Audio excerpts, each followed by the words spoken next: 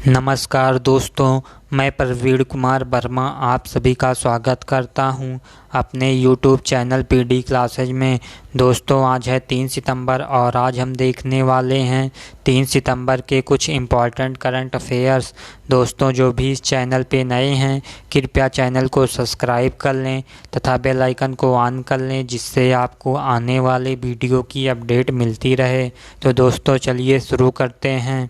पहला क्वेश्चन है, supreme court ने किस मंदिर की शिवलिंग में पंचामृत चढ़ाने पर रोक लगाई है?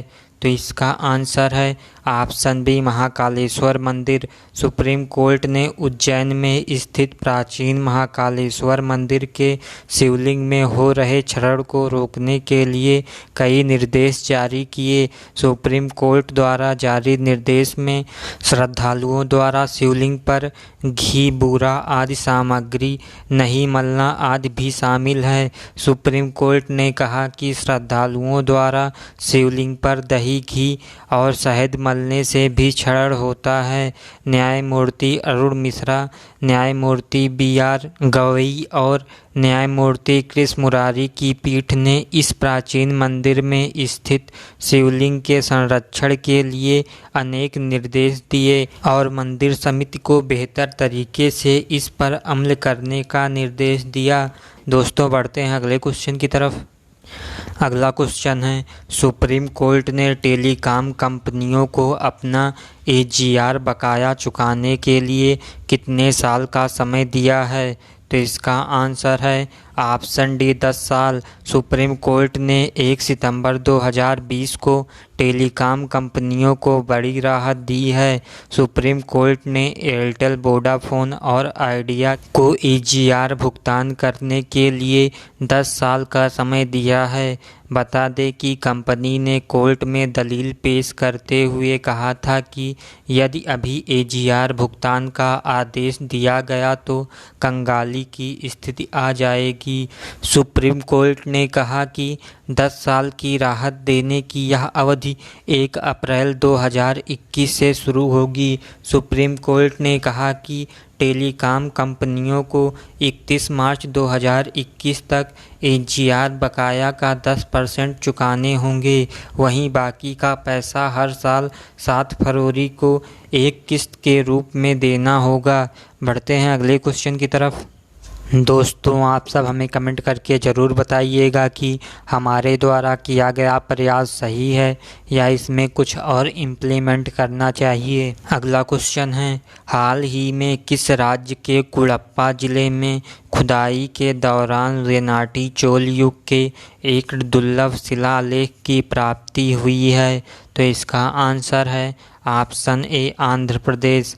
आंध्र प्रदेश राज्य के कुड़प्पा ज़िले में खुदाई के दौरान रेनाटी चोल युग के एक दुर्लभ शिलालेख की प्राप्ति हुई है। यह दुर्लभ शिलालेख डोलोमाइट चट्टान का एक टुकड़ा है जिस पर तेलुगु भाषा में लिखा गया है। यह शिलालेख 8वीं शताब्दी के आसपास का बताया जाता है, जब यह क्षेत्र रेनाटी के चोल राजा के अधीन था।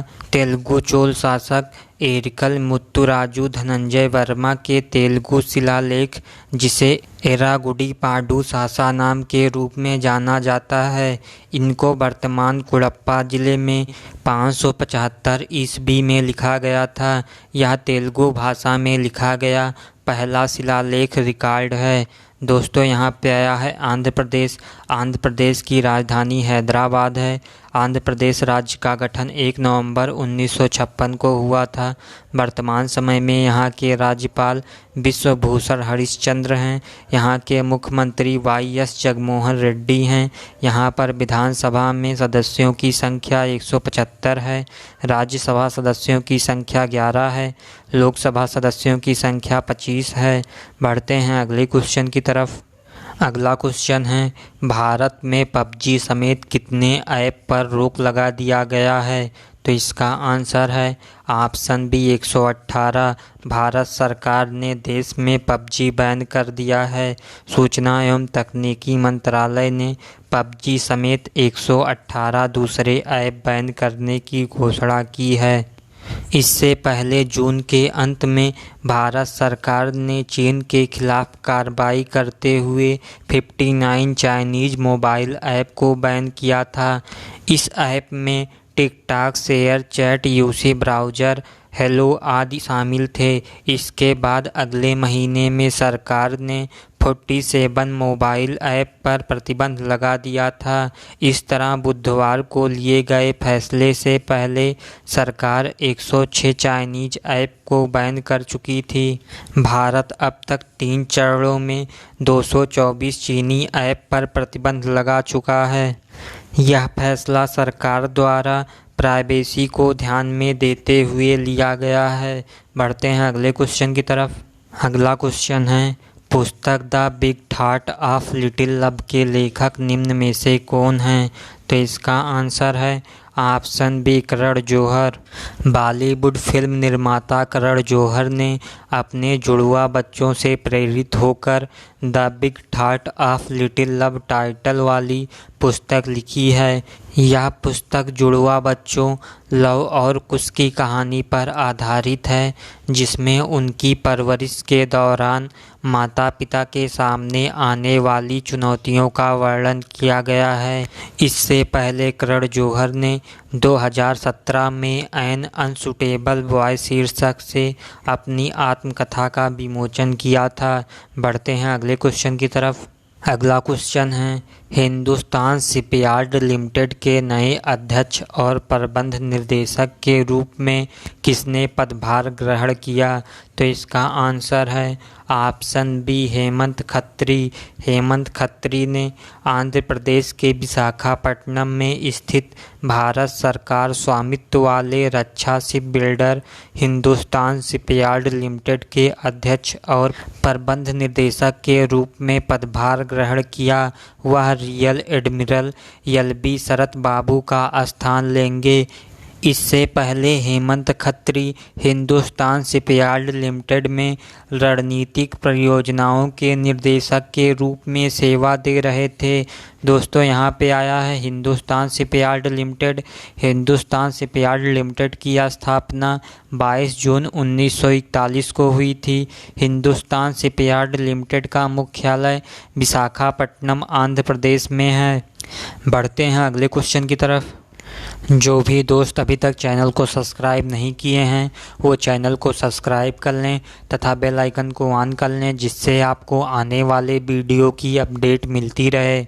अगला क्वेश्चन है, हाल ही में एआई आधारित स्कैनिंग ऐप AIR स्कैनर किसके द्वारा लॉन्च किया गया? तो इसका आंसर है ऑप्शन डी IIT बॉम्बे। भारतीय प्रौद्योगिकी संस्थान बॉम्बे के छात्रों ने फ्री में यूज की जाने वाली एक mobile scanner application air scanner विकसित की है। एप्लीकेशन PDF फॉर्मेट में स्कैन किए गए दस्तावेज को सेव करके डिवाइस में सीधे स्टोर करता है। आर्टिफिशियल इंटेलिजेंस आधारित रीडिंग असिस्टेंट और document scanner app Rohit Kumar Chaudhary और कविता अग्रवाल द्वारा विकसित किया गया है। दोस्तों, यहाँ पे आया है IIT बॉम्बे। IIT बॉम्बे का मुख्यालय मुंबई, महाराष्ट्र में है। IIT बॉम्बे के निर्देशक सुभाषिष चौधरी हैं। बढ़ते हैं अगले क्वेश्चन की तरफ।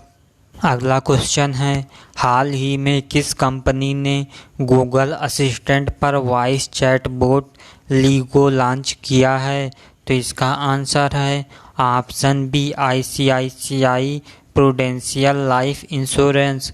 ICICI Prudential life insurance company limited ने गूगल असिस्टेंट पर एक आर्टिफिशियल इंटेलिजेंस संचालित voice chat bot LiGo launch किया है। इससे कंपनी के पॉलिसी धारक को आसान वॉयस कमांड द्वारा अपने प्रश्नों का उत्तर ले सकेंगे। यह ग्राहकों के लिए उपयोग में आसान और सुविधाजनक सर्विस टच पॉइंट प्रदान करता है। दोस्तों, यहाँ पे आया है ICICI Prudential life insurance. ICICI prudential life insurance company limited के सीएमडी हैं NS Kannan. ICICI prudential life insurance company limited का हेड ऑफिस मुंबई महाराष्ट्र में है। बढ़ते हैं अगले क्वेश्चन की तरफ। अगला क्वेश्चन है, भारत के किस राज्य में पहली बार सी प्लेन सेवा शुरू किया गया है? तो इसका आंसर है ऑप्शन बी गुजरात। भारत के गुजरात राज्य में पहली बार सी प्लेन सेवा शुरू किया गया है। सी प्लेन ऐसा विमान है जो पानी में चलता है और हवा में उड़ता है। सी प्लेन सेवा अहमदाबाद के साबरमती रिवर फ्रंट से गुजरात के स्टैचू ऑफ यूनिटी तक बिना बाधा के हवाई यात्रा प्रदान करेगी। सी प्लेन सेवा का संचालन स्पाइस जेट एयरलाइंस करेगी। दोस्तों यहाँ पे आया है गुजरात राज्य। गुजरात राज्य की राजधानी गांधीनगर है। गुजरात राज्य का गठन 1 मई 1960 को हुआ था। वर्तमान समय में यहाँ के राज्यपाल आचार्य देवव्रत हैं। यहाँ के मुख्यमंत्री विजय रूपाणी हैं। यहाँ पर विधानसभा सदस्यों की संख्या 182 है। राज्यसभा तथा लोकसभा में सदस्यों की संख्या क्रमशः 11 और 26 है। बढ़ते हैं अगले क्वेश्चन की तरफ। अगला क्वेश्चन है, विश्व नारियल दिवस निम्न में से किस दिन मनाया जाता है? तो इसका आंसर है ऑप्शन सी 2 सितंबर। हर साल एशिया के सभी नारियल उगाने वाले देशों के साथ साथ प्रशांत क्षेत्र में भी 2 सितंबर को विश्व नारियल दिवस मनाया जाता है। इस दिन का उद्देश्य नारियल के महत्व के बारे में जागरूकता बढ़ाना और राष्ट्रीय और अंतर्राष्ट्रीय समुदाय का ध्यान इस फसल की ओर लाना है। भारत में नारियल विकास बोर्ड देश में विश्व नारियल दिवस के उत्सव के लिए जिम्मेदार है। भारत दुनिया में नारियल के सबसे बड़े उत्पादकों में से एक है। विश्व में नारियल के उत्पादन में भारत का स्थान तीसरा है। दोस्तों, विश्व नारियल दिवस 2020 का थीम है दुनिया को बचाने के लिए नारियल में निवेश करें। नारियल फाइबर विटामिन B6, आयरन और मैग्नीशियम जस्ता जैसे खनिजों में समृद्ध है। इसके पास एंटीवायरल और रोगाणुरोधी गुण भी हैं। बढ़ते हैं अगले क्वेश्चन की तरफ। अगला क्वेश्चन है, लोकसभा के नए सचिव कौन नियुक्त हुए हैं?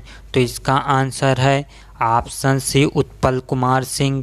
उत्तराखंड के पूर्व मुख्य सचिव उत्पल कुमार सिंह को लोकसभा सचिव के रूप में नियुक्त किया गया है। उनकी नियुक्ति को लोकसभा अध्यक्ष ओम बिरला द्वारा अनुमोदित किया गया था। वह उत्तराखंड कैडेट के 1986 बैच के आईएएस अधिकारी हैं और 25 अक्टूबर 2017 को 15वें मुख्य सचिव बने।